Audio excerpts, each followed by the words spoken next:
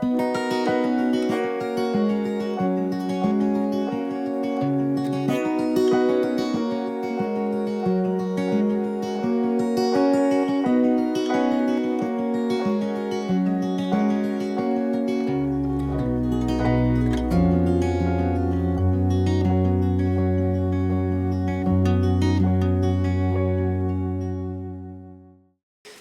pourquoi nous ne perdons pas courage. Même si notre être physique se détruit peu à peu, notre être spirituel se renouvelle de jour en jour.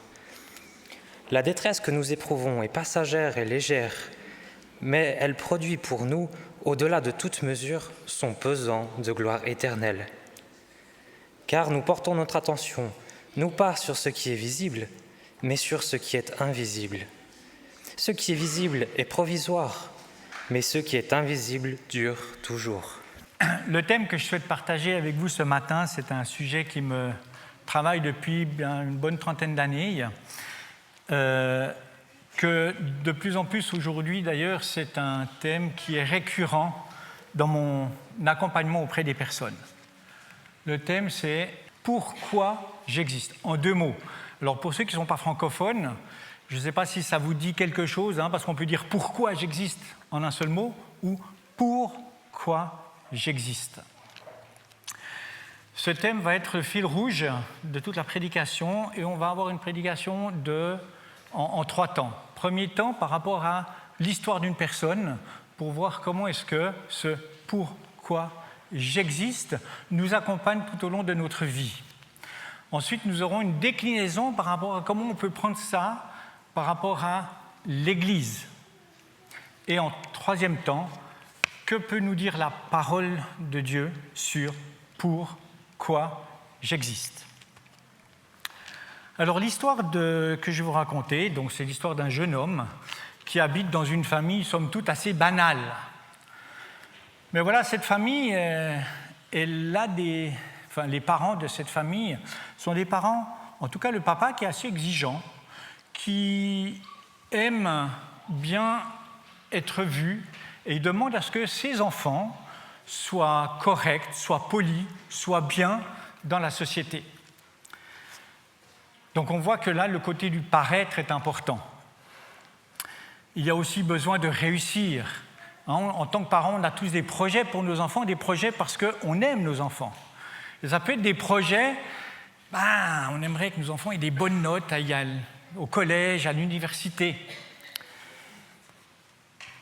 Malheureusement, cet enfant, ce jeune homme qui est enfant, ça ne lui parle pas trop. Il est plutôt un petit peu décalé par rapport à ses projets du père, entre autres. Ce jeune homme est plutôt cancre à l'école, du côté du radiateur.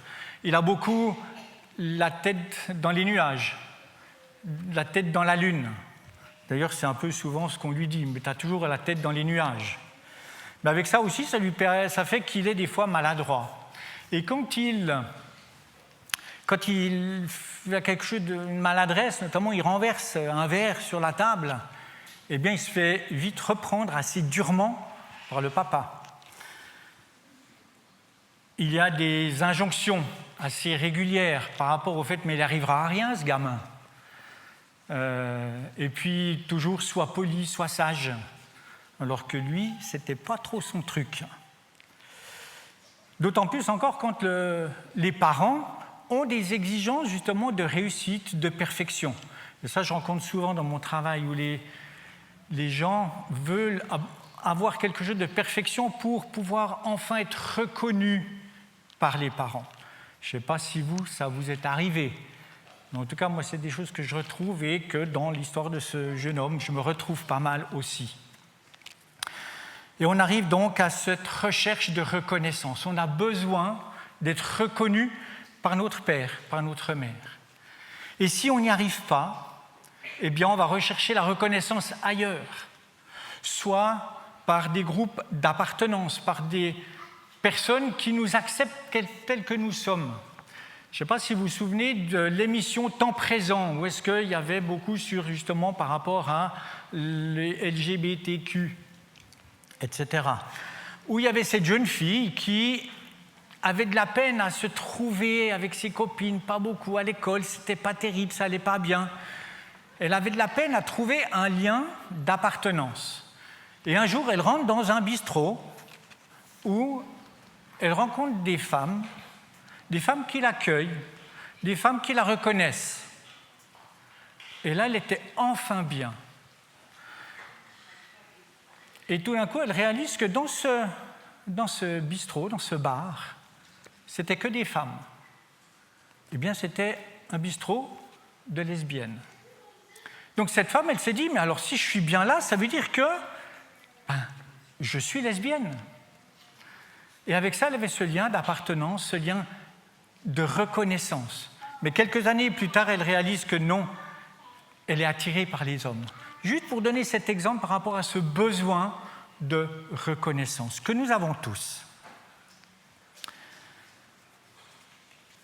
Il y a aussi le besoin d'appartenance ou de reconnaissance, et souvent, c'est des groupes de sport. Par exemple, quand on regarde le football ou le hockey, il y a des personnes, ça fait partie de leur identité. Et parce qu'ils font partie de cette équipe, même si c'est des fans, eh bien, c'est leur identité. Ils sont reconnus, ils se reconnaissent les uns les autres.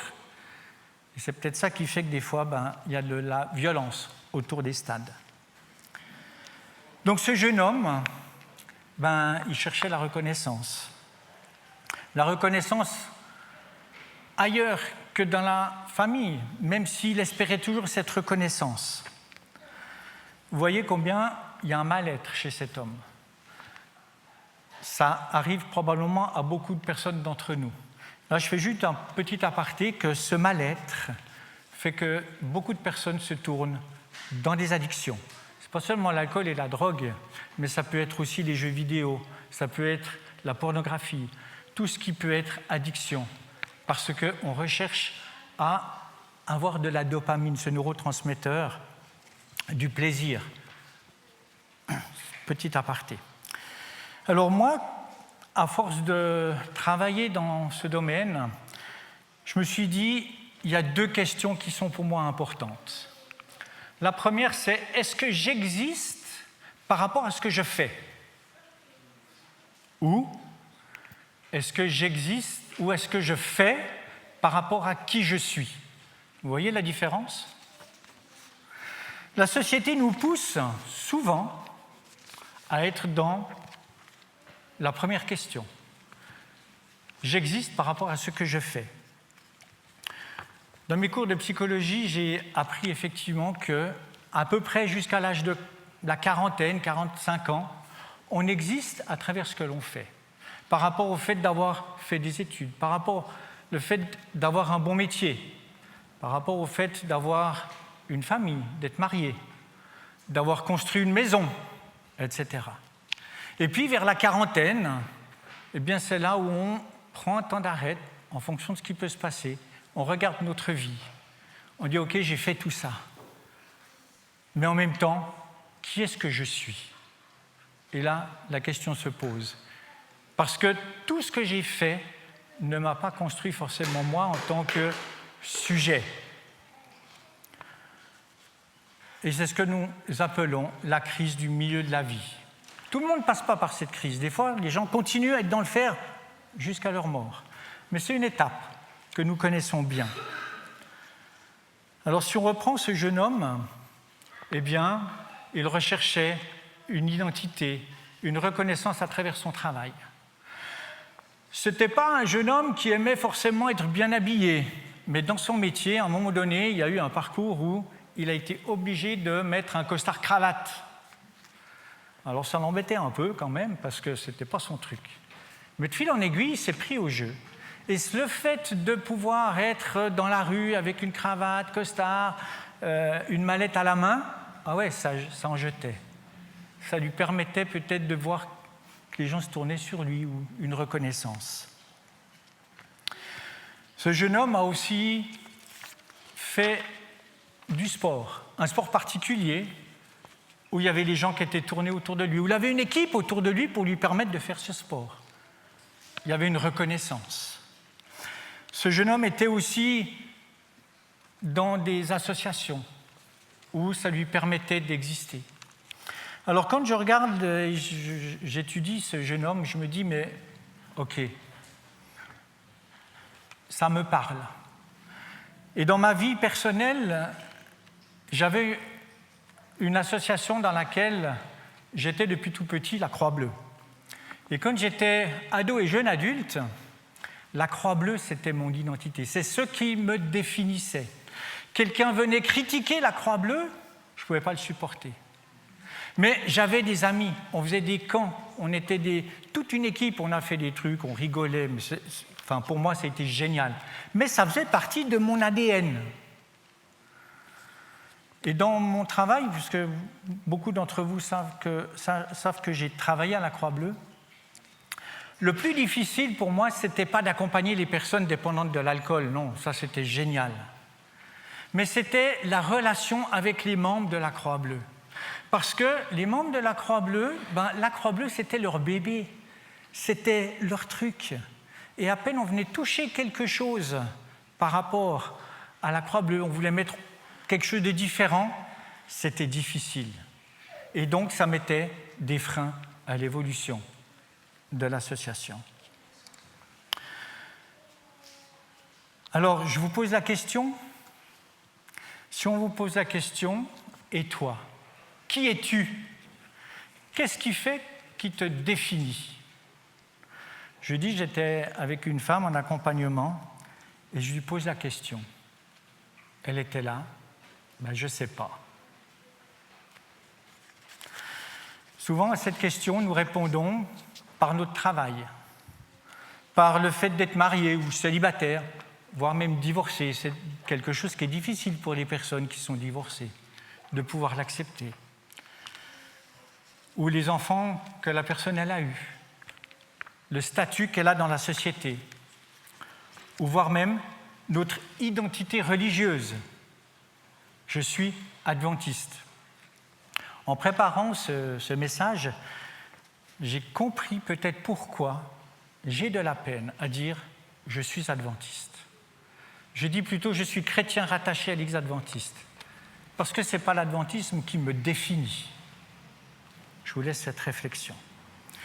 Alors quand on décline ce que je viens de partager avec cette vie de cette personne, et probablement beaucoup de personnes peuvent s'y retrouver, quelle déclinaison on peut le faire par rapport à l'Église ?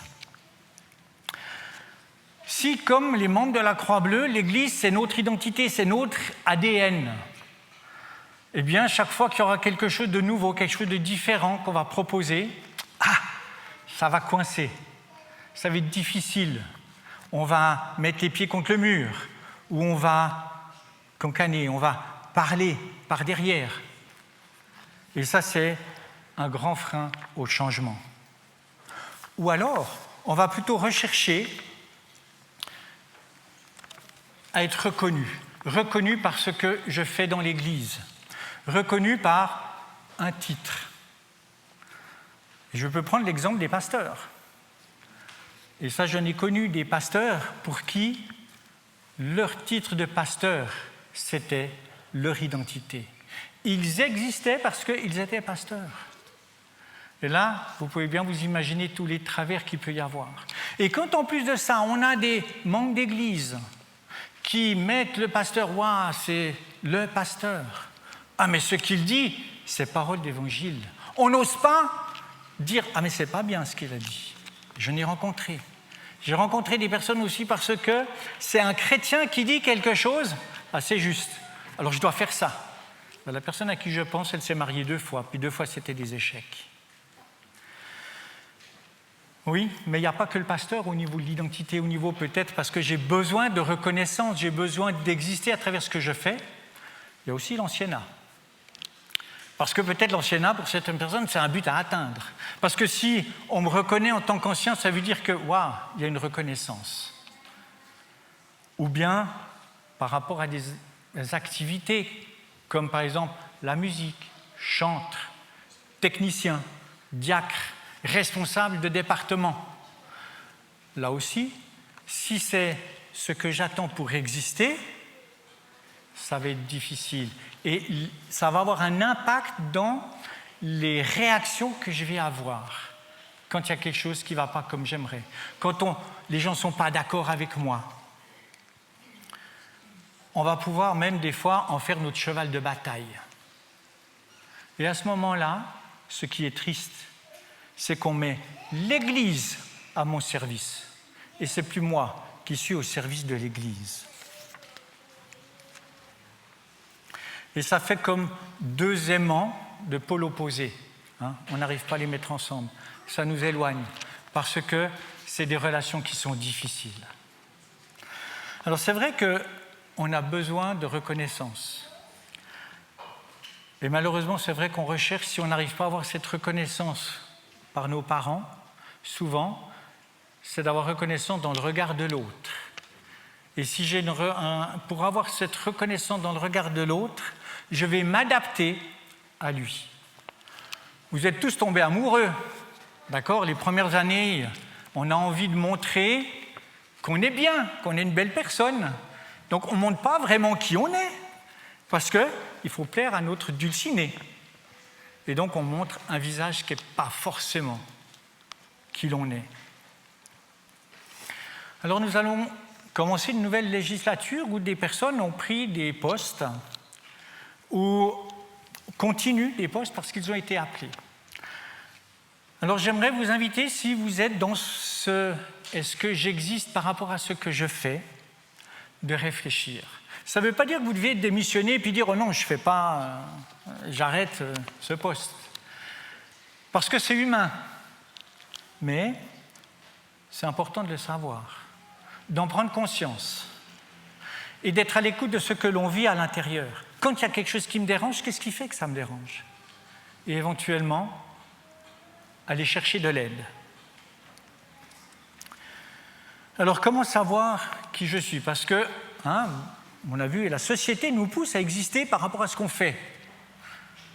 Alors que pour moi, on devrait pouvoir réussir à faire par rapport à qui je suis. Maintenant, qui suis-je? Grande question. Nicolas en a un peu parlé la semaine dernière lors de son message. Alors moi, on va en parler un petit peu à travers la parole. Et je vais prendre une partie que l'on retrouve dans le livre de Neil Anderson, une nouvelle identité pour une nouvelle vie. À la page 42, il y a au moins 36 items bibliques, passages bibliques. Alors, je ne vais pas vous donner les 36, mais je vais vous en donner quelques-uns qui vont nous aider à trouver qui je suis. Je fais partie du vrai cep. Je suis un canal de la vie de Christ. Donc ça veut dire parce que je suis, le Saint-Esprit peut venir couler et arroser. C'est pas moi, c'est le Saint-Esprit qui je suis. Deuxième verset, c'est « Je suis choisi et établi par Christ pour porter du fruit », les fruits de l'Esprit. Je suis choisi. Pourquoi je suis choisi? Parce que je suis son enfant, parce que je l'ai accepté. Je suis un fils de Dieu ou une fille de Dieu. Dieu est spirituellement mon Père. Je suis co-héritier avec Christ. Je partage son héritage avec lui. Je suis uni au Seigneur et je suis avec lui un seul esprit. Je suis un membre du corps du Christ. Je suis l'ouvrage, l'œuvre de Dieu ayant été créée en Jésus-Christ pour accomplir son œuvre. Pas mon œuvre par rapport à ce que je fais, son œuvre à lui. Vous voyez combien ça change complètement notre manière de vivre. C'est plus ce que je fais qui est important. C'est qui je suis et ensuite ça émane. Et le dernier, vous pouvez prendre des photos si vous voulez maintenant. Je suis une expression de la vie de Christ parce qu'il est ma vie. Wow, c'est génial ce texte.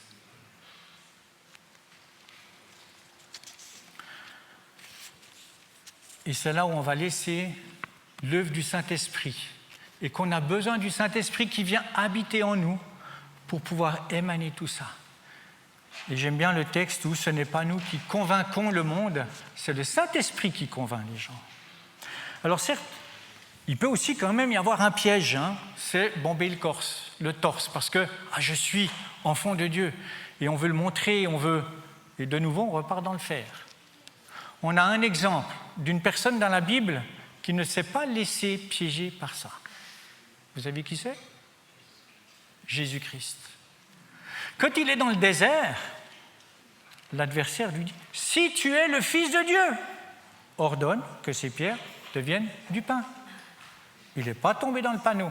« Si tu es le Fils de Dieu, jette-toi en bas. » Cette semaine, dans l'école du sabbat, il nous est aussi parlé de Jéthro qui vient rendre visite à Moïse. D'accord ? Vous vous souvenez, vous avez vu ce texte, je vous laisserai le regarder. Et là, Moïse, il est devant le peuple d'Israël et il est en train de discuter, de mettre en place des choses, d'écouter ce que le peuple a à dire. Et Jéthro lui dit, mais Moïse, tu vas t'épuiser. C'est important que tu structures le peuple. Si Moïse avait été là en disant, non, attends, je sais ce que je fais, c'est moi qui suis le maître du troupeau, c'est mon statut, c'est qui je suis. Mais il n'aurait pas écouté Jéthro. Et donc Moïse n'était pas dans le faire, mais dans qui il est. Donc l'important, ce n'est pas qui je suis par rapport à l'autre, par rapport au regard de l'autre, mais qui je suis par rapport à Dieu. En préparant, en relisant un peu mes notes, il m'est venu le fait que ce besoin de reconnaissance, on pourrait dire qu'on a soif de reconnaissance. Et ça m'a fait penser à Jésus, avec la Samaritaine qui est au puits. Tu n'auras plus jamais soif. Alors, on peut peut-être faire un parallèle. Peut-être qu'une fois, un de nos pasteurs fera un texte en plus en profondeur avec ça, mais si je n'ai plus soif de reconnaissance auprès des hommes, c'est que Jésus me reconnaît. Vous voyez le lien ? Et il est dit qu'il est le pain de vie, le pain de la nourriture. Mon regard est différent. J'ai plus besoin de rechercher cette reconnaissance de l'être humain, parce que Jésus me reconnaît. Et quand on arrive à ça, j'ai fait une expérience, alors ce n'est pas du tout pour me mettre en avant, absolument pas. Mais à la Croix-Bleue, j'ai eu l'occasion, grâce au réseau alcoolique, de créer un lieu où les gens venaient passer du temps en soirée, en week-end, pour éviter de consommer. Et c'est quelque chose qui, à Genève, a bien pris, mais du côté de la Suisse romande, il n'y avait pas eu la reconnaissance. Plus tard, il y a eu fusion, etc. Puis, ils ont mis ça dans les autres lieux. Mais ce n'est pas reconnu que c'est moi qui ai apporté ça sur Genève. Et j'ai réalisé une chose, j'ai dit, mais ce n'est pas grave si on ne reconnaît pas que j'ai initié ce genre de choses. Je sais que c'est OK pour Dieu, parce qu'il sait ce que j'ai fait. Si le monde ne le reconnaît pas, ce n'est pas grave, Dieu il sait. Et moi, ça m'a permis d'être en paix et ne pas être dans la rancœur, ne pas être dans le fait, ils n'ont pas reconnu. Non, pas du tout. Et pour moi, c'est ce qui est le plus important. C'est ce que je fais. C'est Dieu qui le sait.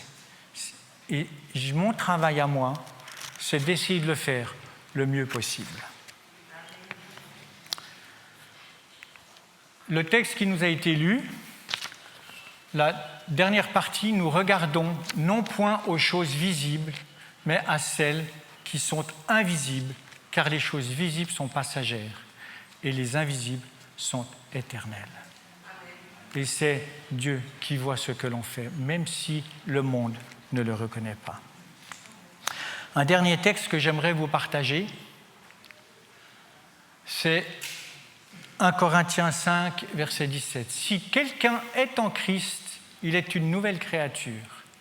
Les choses anciennes sont passées, voici toutes choses sont devenues nouvelles. » Il est une nouvelle créature. Ce mot, chez nous, on n'en a qu'un quand on parle de nouvelles. En grec, Il y a 2 mots pour parler de quelque chose de nouveau. Il y a le mot néos et le mot kainos. Alors je vous laisse lire en résumé. C'est quand vous achetez une voiture, elle est neuve. C'est néos. Vous achetez une voiture, peut-être ancienne, d'occasion, eh bien elle aura été restaurée. La voiture, elle restera. Elle sera plus neuve. Elle sera comme neuve. Mais elle aura été restaurée. Et c'est le mot kainos. Et le mot kainos, c'est ce mot-là qui est utilisé dans « je suis une nouvelle créature ». Ce qui veut dire que notre nature humaine, elle est toujours là. Les blessures du passé, les injustices qu'on a vécues, les injonctions négatives qu'on a eues, sont quand même stockées quelque part en nous. Alors, ça va être jusqu'à ce que nous allons revêtir le corps incorruptible que nous aurons au retour de Jésus-Christ. En attendant, notre nature humaine reste maladive et infirme. On avait parlé de ça quand on avait fait une semaine de prière sur Gethsémane. Et ce que j'aime beaucoup là-dedans, c'est que ça nous permet de rester humains. Dieu nous voit comme des diamants en cours de taille, mais lui, il voit le diamant, il nous voit sans péché. Mais dans notre vie de tous les jours, on a cette humanité qui est là. Et ça nous permet de nous dire qu'on est tous les mêmes. Ça nous permet d'accepter aussi notre vulnérabilité, d'accepter que nous retombons systématiquement. Et c'est pour ça que Jésus a donné sa vie. Donc, en conclusion, prendre conscience qu'on a ce chemin, que la société, que l'humain cherche à exister par rapport à ce qu'il fait, et que Jésus nous offre d'exister par rapport à qui je suis, et je fais en fonction de qui je suis. Parce que Dieu nous connaît, nous reconnaît. C'est ce qu'il y a dans notre cœur. Il y a des temps qui sont mûrs pour travailler telle chose, et plus tard d'autres choses. Ce qui nous évite de juger les autres. Jésus reconnaît nos œuvres, nos moindres petits progrès, même si le monde ne le reconnaît pas. Plus besoin de rechercher la perfection qui est impossible. Plus besoin de rechercher le regard bienveillant de l'autre ou d'exister à travers l'autre. Dans tout ça, l'important, c'est de le savoir, de le reconnaître. Souvent, je vois qu'on a envie d'être meilleur que les personnages bibliques. Et j'aime bien parce que Paul lui dit « Je fais le mal que je ne veux pas et pas le bien que je veux ». Et des fois, je me dis « Mais on a envie d'être meilleur que Paul ». Moi, en tout cas, je ne le suis pas. Alors donc, il est important de savoir où j'en suis, dans qui je suis, conscient de ma quête. Et je vous laisse donc ces 2 questions. Est-ce que j'existe par rapport à ce que je fais ou je fais en fonction de qui je suis? Je vous souhaite une bonne réflexion.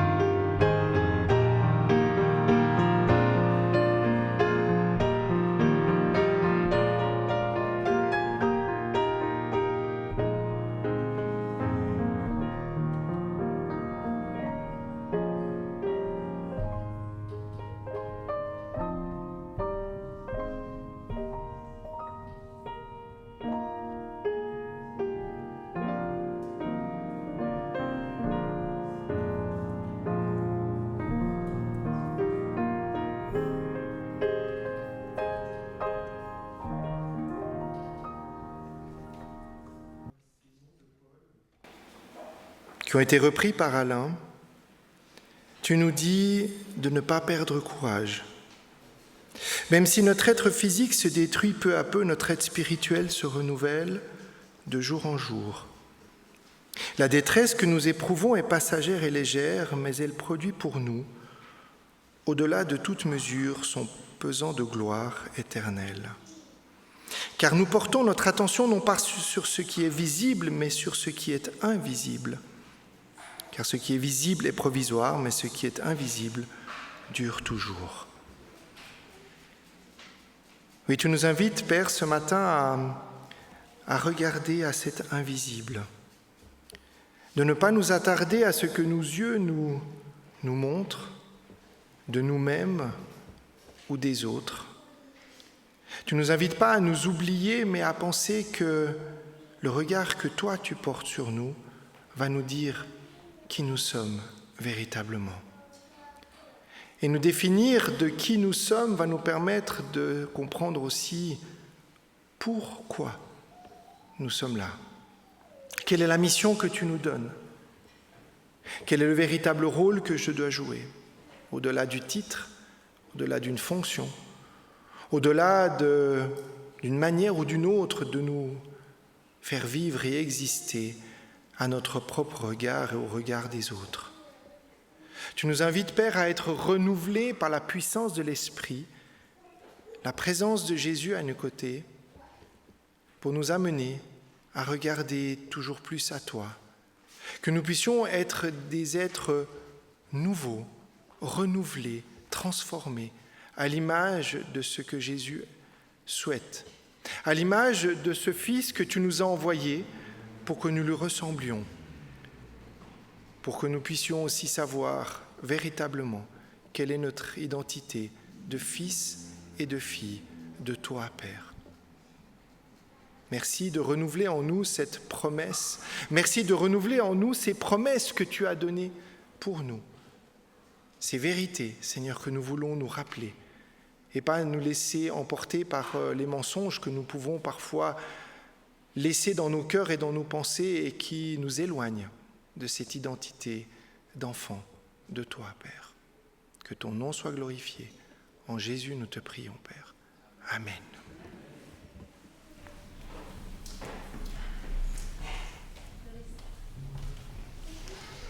On peut rester debout. On vous propose comme dernier chant de garder les yeux fixés en haut, vers ce qui se passe après. Contempler mon Dieu sur son trône.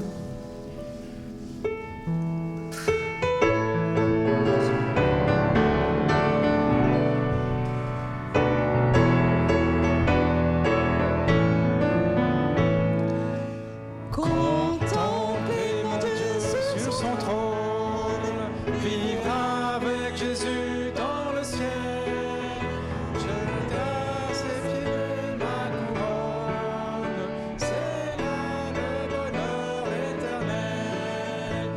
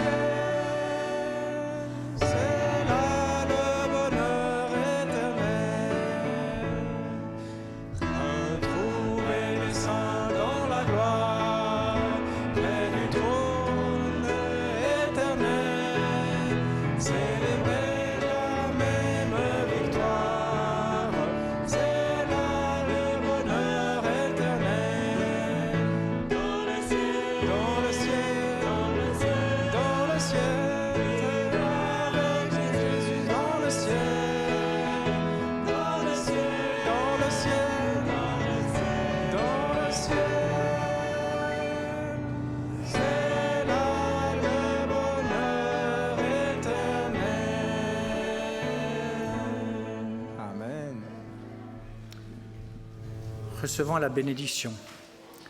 Mais vous ne vivez pas selon la logique humaine. Vous vivez selon l'Esprit, puisque l'Esprit de Dieu habite en vous. Que notre Seigneur et Sauveur Jésus-Christ vous montre sa bienveillance et vous accorde sa paix.